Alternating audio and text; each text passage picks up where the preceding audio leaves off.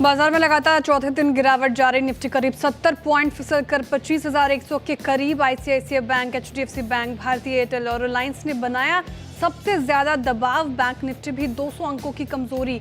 Mid cap और small cap भी नरम। आज के बिग स्टॉक्स पड़े सटीक और साथ ही साथ स्पॉटलाइट भी विजन 2030 लॉन्च से करीबन 8% दौड़ा मिंडा कॉप। वहीं मंथली अपडेट से चला एसबीआई कार्ड। साथ ही मारुति ने पकड़ी रफ्तार। उधर स्पॉटलाइट लॉरस लैब्स में खरीदारी का मूड। आईटी और रियल्टी शेयरों में सबसे ज्यादा बिकवाली, करीब 1% फिसले दोनों इंडेक्स। आईटी में 2% गिरे टेक महिंद्रा और कोफोर्ज। वहीं सरकारी बैंकों में लगातार चौथे दिन खरीदारी। पीएसयू बैंक इंडेक्स करीब 1.25% मजबूत। आज कैबिनेट में बड़े ऐलान की उम्मीद से भागे शिपिंग शेयर्स। एससीआई करीबन 3% भागा। साथ ही गार्डन रीच और मसगांव डॉक में भी खरीदारी। शिपिंग सेक्टर के लिए 70,000 करोड़ रुपए की 3 स्कीम को मंजूरी संभव। सीएनबीसी आवाज की बिग एक्सक्लूसिव। अदानी ग्रुप शेयरों में मुनाफा वसूली। अदानी ग्रीन और अदानी एनर्जी 2 से 3% कमजोर, दोनों वायदा के टॉप लूजर्स में शामिल। उधर अदानी गैस और अदानी पावर 4 से 5% टूटे।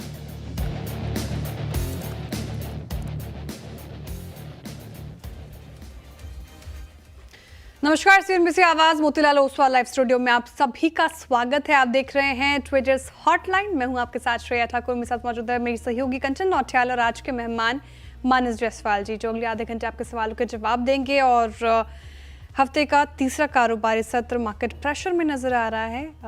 निफ्टी और बैंक निफ्टी देखिए दोनों करीब आधा फीसदी गिर कर डेज लो तो नहीं लेकिन नीचे ही कारोबार कर रहे हैं। सिर्फ एक इंडेक्स जो इन ग्रीन ट्रेड कर रहा है अभी और इनफैक्ट इन ग्रीन ट्रेड में कामयाब है, वो है पीएसयू बैंक इंडेक्स। मेटल भी थोड़ा बहुत कोशिश कर रहा है लेकिन फ्लैट मेटल्स में कारोबार। पीएसयू बैंक्स इंडेक्स में शानदार रैली, 1.5% के करीब ये इंडेक्स चढ़कर कर रहा है कारोबार। ब्रॉडर मार्केट्स का भी हाल थोड़ा बेहाल है, स्पेशली मिड कैप देखें आधा फीसदी करीब यहाँ पे गिरावट। स्मॉल कैप हालांकि फ्लैट कर रहा है कारोबार, इसलिए ब्रेथ में आपको रस्साकसी देखने को मिलेगी। एक बार कॉन्ट्रीब्यूटर प्लेट के जरिए समझ लेते हैं कि बाजार में आज दवा बना कौन रहा है, कौन कौन से स्टॉक्स की तरफ से कंट्रीब्यूशन ज़्यादा, प्राइवेट बैंक्स से ज़्यादा यहाँ पर कंट्रीब्यूशन मिलता हुआ नजर आ रहा है। आईसीआईसीआई बैंक, एचडीएफसी बैंक पर भारतीय एयरटेल देखिए लगातार इसमें पिछले कुछ सत्रों से गिरावट। एक्सिस बैंक कल के तेजी के बाद आज भी यहाँ पे मुनाफा वसूली देखने को मिल रही है।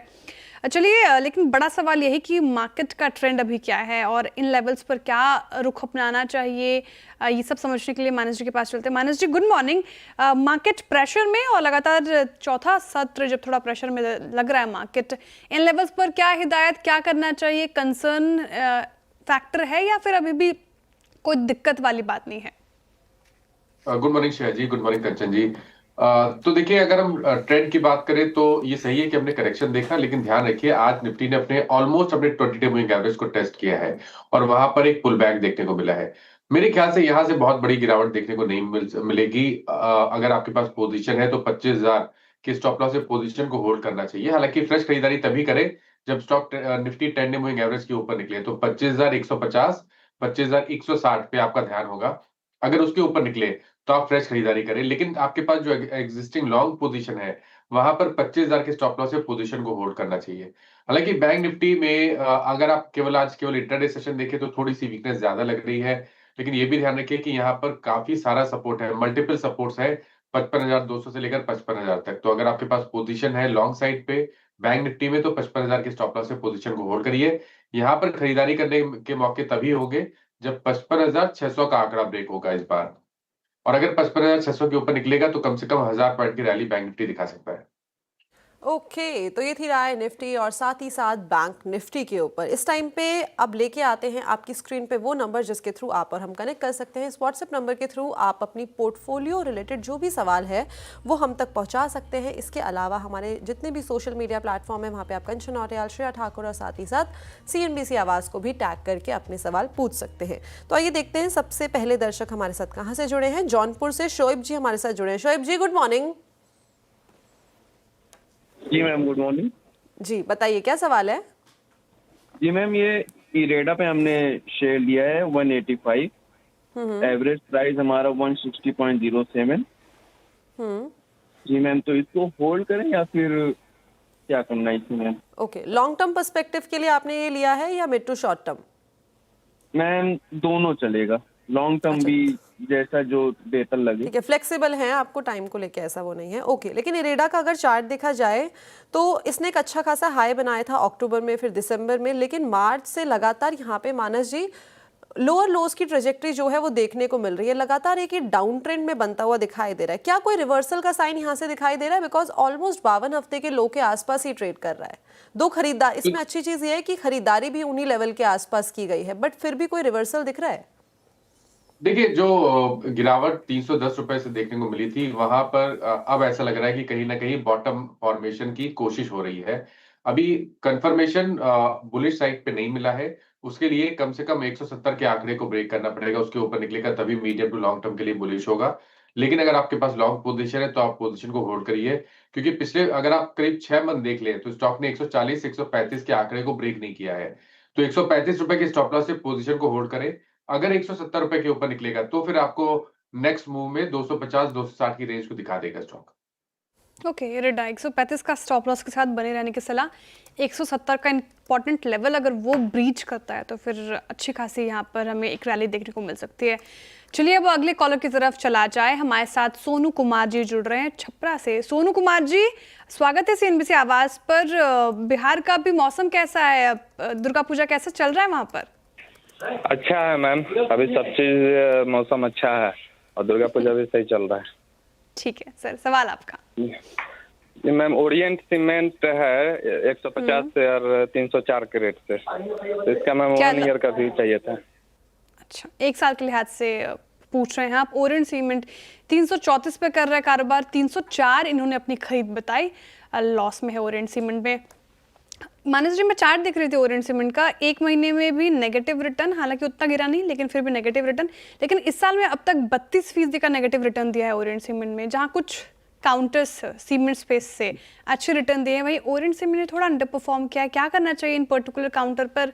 इनको क्या सलाह रहेगी? 1 साल के लिहाज से पूछ रहे हैं। तो देखिए, पिछले करीब 4-5 मंथ देखे तो स्टॉक के लिए अच्छे तो बिल्कुल भी नहीं रहे हैं, क्योंकि 360 से गिरावट देखने को मिली थी। लेकिन अब कहीं ना कहीं कुछ साइन रिवर्सल के देखने को मिले हैं। इम्पॉर्टेंट यह है कि जो गिरावट है वो थमी है। स्टॉक ने अपने 200 वीक मूविंग एवरेज को वापस रीगेन कर लिया है। आरएसआई पे देखेंगे तो पॉजिटिव डाइवर्जन भी दिखेगा। मेरा समझना ये है कि अब अगर 240 रुपए के ऊपर स्टॉक सस्टेन करेगा तो डेफिनेटली 300 रुपए तक की रिकवरी देखने को मिल सकती है। इसलिए यहाँ पर अब बने रहिए। इतना इतना वेट किया तो मेरे ख्याल से थोड़ा और वेट कर लीजिए। 214 214 रुपए के स्टॉप लॉस से पोजीशन को होल्ड करिए। 240 के ऊपर निकलेगा तो आई थिंक 300 के आंकड़े को टच करने की पोटेंशियल रखता है स्टॉक। ओके, तो होल्ड करने की सलाह और 300 तक के नंबर्स हो सकता है कि मूविंग फॉरवर्ड आपको देखने को मिल सके। चलिए आगे बढ़ते हैं और अगले दर्शक से के साथ जुड़ा जाए। संजय जी हमारे साथ जुड़े हैं। Sanjay ji, good morning. संजय जी, आवाज आ रही है आपको? अच्छा, संजय जी डिस्कनेक्ट हो गए हैं। सवाल मैं ही पूछ लेती हूँ। मानस जी, इनके पास ना गेल है 4,500 शेयर्स पोर्टफोलियो में, 185 की बाइंग है। लेकिन गेल का मैं चार्ट देखूं तो यहाँ पे लगातार एक कंसर्न बने हुए हैं। पिछले साल सितंबर में निफ्टी ने अपना ऑल टाइम हाई बनाया था और वहाँ से अगर उसके बाद वहाँ पे से बाजार में हमें कंसोलिडेशन का फेज अभी तक देखने को मिल रहा है। सेम गेल के साथ भी है। गेल ने भी वहाँ से अपनी गिरावट का सिलसिला चालू किया था 30 सितंबर से, और उसके बाद मार्च में इसने एक बाउंस बैक लिया, लेकिन उसके बाद वापस से कंसोलिडेट होता हुआ नीचे ही जाता जा रहा है। क्या कंसर्न्स बने हुए हैं? दो, क्रूड को लेके तो काफ़ी सारी चीज़ें मार्केट में हैं और कल मैंने इसके ऊपर एक रिसर्च भी करी थी कि यहाँ से भी और प्रेशर देखने को मिल सकता है। लेकिन टेक्निकल चार्ट्स पे किस तरीके से प्लेस्ड है? तो किया है स्टॉक ने, क्योंकि करीब 3 मंथ पहले स्टॉक ने अपने 200 मूविंग एवरेज को रीगेन कर लिया था, लेकिन उसके ऊपर स्टॉक सस्टेन नहीं हो पाया और वापस lower top lower bottom chart से बन रहे हैं। मेरा समझना है कि जब तक ये 190 रुपए के नीचे ट्रेड करता रहेगा तब तक दिक्कत बनी रहेगी। इसलिए कभी कोई उछाल मिले तो यहाँ पर लॉन्ग पोजीशन से निकलने की कोशिश करें। और अब फ्रेश खरीदारी देखिए, जो ये रेंज है 190 से लेकर 205, इस रेंज को ब्रेक हो जाने दें, उसके ऊपर सस्टेन हो जाने दें, तभी यहाँ पर खरीदारी करें। बट अभी के लिए मेरी राय में तो कभी कोई उछाल मिले तो लॉन्ग पोजीशन से निकलने की कोशिश करें। ओके, कोई भी उछाल मिले तो निकलने की सलाह। सेल ऑन राइज की स्ट्रैटेजी आपको गेल में अपनानी है। चलिए अब अगले कॉलर की तरफ चलते हैं। अनिल कुमार जी हमारे साथ जुड़ रहे हैं नागपुर से। अनिल जी, हाय, गुड मॉर्निंग। हाँ, गुड मॉर्निंग मैम। जी, सवाल आपका? मैम सवाल है कि एसबीआई के 500 शेयर्स हैं, वो 1000 मेरे पास थे, 1000 प्लस ही थे। तो ये अच्छा। कोरोना के दरमियान सब 200 का था वो, तो मैंने बुक किया प्रॉफिट 800 के भाव से 500 रखा हुआ। तो जरूरत नहीं मुझे पैसे की, इन्वेस्टर हूँ, छोड़ सकता हूँ इसे। तो ये ठीक है, मेरा इस पर ही सलाह है ये कि हाँ रखूं या फिर एग्जिट करके कहीं दूसरी जगह इस पैसे का इन्वेस्टमेंट करूं। सही सवाल है आपका। वैसे एसबीआई में शानदार प्रॉफिट लिया आपने, 678 रुपये प्रति शेयर का प्रॉफिट, और शानदार स्ट्रैटेजी भी अपनाई। लॉन्ग टर्म इन्वेस्टमेंट के लिहाज से आपने एसबीआई होल्ड करके रखा है। मानस जी 200 की खरीद है इनकी, और 1000 स्टॉक्स थे इनके पास। 500 में उन्होंने पार्शियल प्रॉफिट बुकिंग कर ली, 500 भी रखे हुए हैं। और जिस तरीके से पीएसयू बैंक्स फिर से मोमेंटम में आया है, और एसबीआई पर्टिकुलरली बात करें तो 52 वीक हाई के आसपास पहुंचने की तैयारी में है। ऐसे में क्या किया जाए? मतलब प्रॉफिट बुक कर ले, निकल जाए, या फिर अभी भी होल्ड कर सकते हैं और अच्छे खासे प्रॉफिट और कमा सकते हैं इन स्तरों से? देखिए, मेरे ख्याल से तो बिल्कुल, क्योंकि ये लॉन्ग टर्म इन्वेस्टर है, तो मेरी राय रहेगी कि यहाँ पर बने रहिए। क्योंकि अगर आप लॉन्ग टर्म चार्ट देखेंगे तो वहां पर हायर टॉप्स हायर बॉटम्स आपको क्लियरली दिखेंगे। स्टॉक अभी कुछ मंथ पहले करेक्ट हुआ था, लेकिन 700 के आसपास बॉटम बना और वापस रैली रिज्यूम हो गई है। आई थिंक अगर 1 साल के आसपास का टाइम फ्रेम रखें तो टारगेट भी आप बड़े सेट करिए, करीब 1050 तक के टारगेट आप सेट करके चल सकते हैं। लेकिन अब चाहे तो स्टॉप लॉस जरूर लगाइए। 795 के स्टॉप लॉस से पोजीशन को होल्ड करिए। 1050 तक के टारगेट पॉसिबल है आने वाले 1 साल में। ओके, तो ये थी राय एसबीआई के ऊपर। चलिए आगे बढ़ा जाए, और हरियाणा से गुलशन जी जुड़े हैं। गुलशन जी नमस्कार। नमस्कार जी। जी क्या सवाल है? Godrej Agrovet 400 share 727। Okay, Godrej Agrovet under performer रहा है नो डाउट, लेकिन 2024 के बाद एक अच्छे मूव्स देखने को मिले, लेकिन वापस से एक कंसोलिडेशन का फेज आ गया है। क्या करा जाए मानस जी? क्या ये बहुत चल गया था 2024 से लेके 2025 तक अभी तक, और अब हमें वापस से एक नरमी देखने को मिल रही है, या ट्रेंड ही कुछ ऐसा है? तो देखिए, ट्रेंड नेगेटिव है, ये बात ध्यान रखिए। तो इनको बहुत ज्यादा लॉस नहीं हो रहा है मेरे ख्याल से। तो एक बार स्टॉक से निकल जाए तो बेहतर रहेगा, और फ्रेश खरीदारी तभी करें जब स्टॉक 760 रुपए के ऊपर निकले, तब खरीदारी करेंगे। बट अभी के लिए, क्योंकि यहाँ पर लोअर टॉप लोअर बॉटम्स बन रहे हैं, इम्पॉर्टेंट मूविंग एवरेज के नीचे ट्रेड कर रहा है, तो कोई रीजन नहीं है कि यहाँ पर स्टॉक में बने रहे। ओके, फिलहाल गोदरेज एग्रोवेट पर ये व्यू आपको अपनानी चाहिए। 770 के लेवल पर कर रहा है होल्ड, एग्जिट करने की राय। कोई ठोस वजह नहीं नज़र आती जहाँ पर इसे होल्ड किया जाए। अब क्योंकि बहुत सारे क्वेश्चन सोशल मीडिया पे भी आए हैं, तो वहाँ से क्वेरी कर लेते हैं। संजू जी हमारे साथ एक्स पर मौजूद हैं और रोज़ाना ये शो देखते हैं। अच्छा, मैप माई इंडिया ट्रैक करते हैं क्या मानस जी? मैप माई इंडिया पर इनका सवाल है, और अगर इनका क्वेश्चन देखो तो 50 शेयर्स इनके पास 2000 के भाव पर, और क्या करना चाहिए इनको? देखिए, यहाँ पर भी जो ट्रेंड है वो निगेटिव है। बस इतना है कि जो गिरावट है वो थमी है। तो आप चांस ले सकते हैं। 1619 के स्टॉप लॉस से पोजीशन को होल्ड करिए। फिलहाल के लिए अभी तक का ट्रेंड कोई खास पॉजिटिव दिखता नहीं है, कंसोलिडेशन दिखता है, और ट्रेंड पॉजिटिव 1700 रुपए के ऊपर ही होगा। तो आप चांस लेना चाहते हैं तो बने रहिए। 1619 का स्टॉप लॉस लगा लीजिए। अगर 1700 रुपए के ऊपर निकलेगा तो फिर आपको 1850 या 1900 रुपए तक का भाव स्टॉक दिखा सकता है। ओके, तो ये थी राय सीई इन्फो के ऊपर। चलिए आगे बढ़ा जाए, और अगले जो दर्शक हैं कोलकाता से हमारे साथ जुड़े हैं, Shantanu ji. Shantanu ji good morning. Good morning ma'am. जी शांतनु जी, एक बात पूछनी थी, कोलकाता में बारिश का क्या सीन है इस टाइम पे? बारिश तो बहुत ही हो रहा है, पूरा कलकत्ता अभी बारिश के नीचे ही है पूरा। राइट, मेरे भी ये सुनने में आया, तो मैंने सोचा एक बार आपसे कंफर्म करूं। क्या सवाल है आपका? सिचुएशन, हाँ मेरा पास 2 शेयर है एक्चुअली। मेरे पास इलेक्ट्रॉनिक स्मार्ट है, 14,871 शेयर है एट द प्राइस ऑफ 167.75। और दूसरा शेयर है मेरे पास मार्क्सन्स फर्मा, 11,200 शेयर है 255 में। मैं मेरा होल्डिंग मैं होल्ड कर सकता हूँ 1 साल 2 साल 3 साल। मेरे होल्डिंग पीरियड के कुछ प्रॉब्लम नहीं है। इसको अभी क्या ऐड करो, क्या करो उसको जस्ट? ओके, इलेक्ट्रॉनिक मार्ट के साथ शुरुआत कर लेते हैं शांतनु जी। यहाँ पे आपने जैसे कि बताया 168 के आसपास की आपने बाइंग कर रखी है, और 14,500 इनफैक्ट आपके पोर्टफोलियो में शेयर्स हैं। और आपके बाइंग प्राइस से तो ये करेक्ट हुआ ही हुआ है, लेकिन यहाँ पे भी एक कंसोलिडेशन, एक डाउन ट्रेंड लगातार हमें दिखाई दे रहा है सितंबर के बाद से ही। मानस जी, क्या लग रहा है, वापस से एक रिवर्सल आया है? बिकॉज 119 के लेवल से थोड़ा तो ये करेक्ट होके ऊपर मतलब करेक्ट नहीं हुआ है, मतलब थोड़ा तो ऊपर आया है, एक रिवर्सल तो दिखा है, इसके बाद भी कोई छलांग लगा सकता है? तो देखिए, कहीं ना कहीं स्टॉक ने बॉटम तो बनाया है 120-115 की रेंज में। अब क्योंकि 200 मूविंग एवरेज के ऊपर कंफर्टेबली ट्रेड कर रहा है, तो यहाँ पर आप बने रह सकते हैं। 134 रुपए के स्टॉप लॉस से पोजीशन को होल्ड करिए। ऊपर की तरफ पॉसिबिलिटी है कि स्टॉक 195-210 की रेंज को वापस टेस्ट कर सकता है। ये थी राय इलेक्ट्रॉनिक मार्ट पे। एक सवाल इनका और है, that is on Marksans pharma. 255 की इनकी खरीद है और वहां से भी काफी ज्यादा करेक्शन हमें ऑलरेडी देखने को मिल गया है। इसमें क्या करा जाए? सेम चार्ट यहाँ पे भी कुछ दिखाई दे रहे हैं। तो देखिए, यहाँ पर थोड़ा कॉशियस अप्रोच रहेगी। यहाँ पर लोअर टॉप लोअर बॉटम बन रहे हैं। फिलहाल के लिए कंसोलिडेशन है, लेकिन अंडरटोन बेरिश बना हुआ है। अब ध्यान रखिए कि अगर 160 रुपए 160 के नीचे गया, जहां पर 200 वीक मूविंग एवरेज है, तो यहाँ पर अच्छी खासी गिरावट देखने को मिल सकती है। इसलिए बिल्कुल कॉशियस रहिए। अपनी पोजीशन में स्टॉप लॉस 160 रुपए के नीचे जरूर से आपको लगाना है। ट्रेंड बुलिश तभी होगा जब स्टॉक 195 के ऊपर निकलेगा। ओके, तो ये थी राय मार्क्सन फार्मा के ऊपर। इस टाइम पे थोड़ा सा कॉशियस अप्रोच जो है वो बना के रखनी। चलिए, इसी के साथ वक्त हो गया है। अब वक्त हो रहा है क्रिप्टो कॉर्नर का, और देश में क्रिप्टो से जुड़ी जानकारी बढ़ाने के लिए सीएनबीसी आवाज और कॉइन DCX लेकर आया है क्रिप्टो कॉर्नर, जिसमें आज क्रिप्टो करेंसी की हर बारीकियों के बारे में जानेंगे। और इसी कड़ी में सीएनबीसी आवाज की कमोडिटी एडिटर मनीषा गुप्ता जी जुड़ी हुई हैं। सीएनबीसी आवाज प्रस्तुत करता है crypto corner, powered by coin DCX। Crypto corner में आज बात करेंगे टाइप्स ऑफ क्रिप्टो पे, और सबसे पहले शुरुआत करते हैं सेंट्रल बैंक डिजिटल करेंसी से, जिसे CBDC भी कहा जाता है। ये देश की करेंसी का डिजिटल वर्जन है।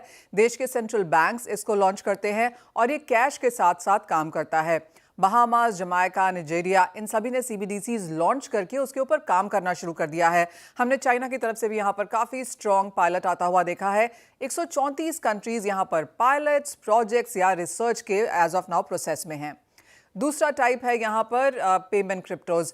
ये क्रिप्टोज का अपना ब्लॉकचेन होता है।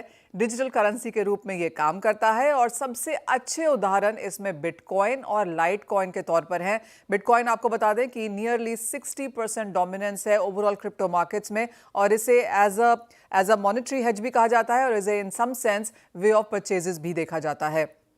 तीसरा जो टाइप है क्रिप्टोज का वो है टोकन। टोकन्स मौजूदा ब्लॉकचेन पर बनाए जाते हैं, इनकी अपनी ब्लॉकचेन नहीं होती। एसेट्स को रिप्रेजेंट करते हैं टोकन्स, और सेवाएं पहुंचाने का काम भी एक जरिया ये बनते हैं। अगर एग्जांपल्स के तौर पर देखा जाए तो इथीरियम पर जो ERC20 टोकन है, ये इसका बेहतरीन उदाहरण भी है। चौथा यहाँ पर स्टेबल कॉइन्स है। ये स्थिरता के लिए जाने जाते हैं। ये फिएट करेंसी से जुड़े होते हैं और हर स्टेबल कॉइन की जो बैकिंग है वो एक टैंजिबल कमोडिटी या करेंसी के थ्रू होती है। तो जो आपका स्टेबल कॉइन है उसकी बैकिंग सोने से हो सकती है, डॉलर, यूरो या फिर ट्रेजरी ईल्ड से भी इसको जोड़ना संभव रहता है। अगर स्टेबल कॉइन के एग्जाम्पल्स देखें तो इसमें टीथर और USDC बेहतरीन एग्जाम्पल्स के तौर पर हैं। एंड देन फिर आता है ऑल्ट कॉइन्स। बिटकॉइन के अलावा सभी के सारे क्रिप्टोज को बेसिकली ऑल्ट कॉइन्स कहा जाता है। इसमें खास तरह के फीचर्स होते हैं, इनमें स्केलिंग एबिलिटीज होती हैं, ये ज़्यादा एफिशिएंसीज, कॉस्टिंग और टाइम ट्रांसपेरेंसी, इन सब पर काम करते हैं। साथ ही साथ इनोवेशन की सुविधा भी देते हैं। इसमें जो बेहतरीन एग्जाम्पल्स हैं वो हैं सोलाना, कार्डानो। इसके अलावा almost 18,000 old coins as of now यहाँ पर ट्रेड कर रहे हैं, लेकिन सोलाना, कार्डानो, पॉलीगॉन, अवलांच ये सबसे बेहतरीन उदाहरण हैं। CNBC आवाज प्रस्तुत करता है crypto corner, powered by coin DCX। Okay, तो ये था कुछ आज क्रिप्टो कॉर्नर में। चलिए आगे बढ़ते हैं, और जो अगले दर्शक हैं वो हमारे साथ कहाँ से जुड़े हैं देख लिया जाए। हमारे साथ लखनऊ से शुक्ला जी जुड़े हैं। Shukla ji, good morning. Good morning ma'am. Good morning, बताइए क्या सवाल है? जी, क्लीन साइंस एंड टेक्नोलॉजी के हमारे पास 25 शेयर हैं, 1455 की खरीद है। ओके, तो अभी इसमें क्या करना चाहिए हमको? ठीक है, लॉन्ग टर्म का पर्सपेक्टिव है आपका या शॉर्ट टर्म का है? जी 2 साल तक रख सकते हैं। 2 साल तक रख सकते हैं। आज भी 2.25% की तेजी हमें यहाँ पे देखने को मिल गई है, लेकिन दिक्कत यह है कि जो खरीदारी है वो काफ़ी हायर लेवल पे कर ली गई है, वहाँ से एक अच्छा खासा करेक्ट ऑलरेडी हो गया है। मानस जी, क्या करा जाए, आगे की ट्रेजेक्ट्री किस तरीके की दिखाई दे रही है? बिकॉज पिछले 6 महीने का चार्ट अगर इसका हम देखें तो इसने एक अपवर्ड ट्रेजेक्ट्री दिखाई, बीच में कुछ दिनों तक कंसोलिडेट हुआ और लगातार वहां से गिरता जा रहा है। आगे की ट्रेजेक्ट्री? देखिए, स्ट्रक्चर तो बहुत पॉजिटिव नहीं है। केवल इतना है कि स्टॉक ने जो लास्ट मंथ एक बॉटम बनाया था, वहां पर सपोर्ट दिखता है। तो अगर आप चाहें तो 1070 के स्टॉप लॉस से स्टॉक को होल्ड कर सकते हैं।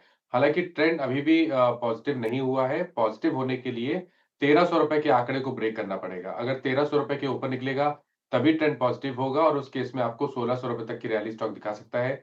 अभी के लिए अगर आप चाहें तो बने रहिए, लेकिन एक स्टिक स्टॉप लॉस फॉलो जरूर करिएगा 1070 का। ओके, 1070 का आपको लगाना होगा strict stop loss. Manas ji, thank you so much इस कड़ी में हमारे साथ जुड़ने के लिए, अपना टाइम देने के लिए। Thanks a lot for joining us today. Thank you so much जी। तो चलिए, वक्त हो गया है इसी के साथ ब्रेक का, लेकिन आप कहीं मत जाइएगा। ब्रेक के बाद आपके साथ आशीष जुड़ने वाले हैं खिलाड़ी नंबर 1 पर।